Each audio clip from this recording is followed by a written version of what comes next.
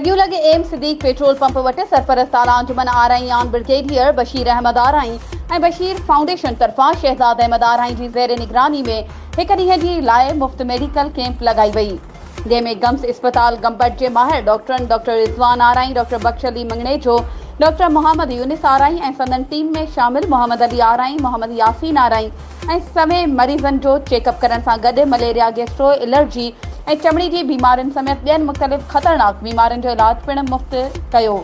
उन मौक़े ते नेशनल प्रेस क्लब सॻियूं जे सहाफ़ियुनि सां ॻाल्हाईंदे डॉक्टरनि जी टीम चयो त बरसातुनि खां पोइ मच्छरनि जे चकण सबबि मलेरिया, गैस्ट्रो, एलर्जी, चमड़ी जी बीमारियुनि समेत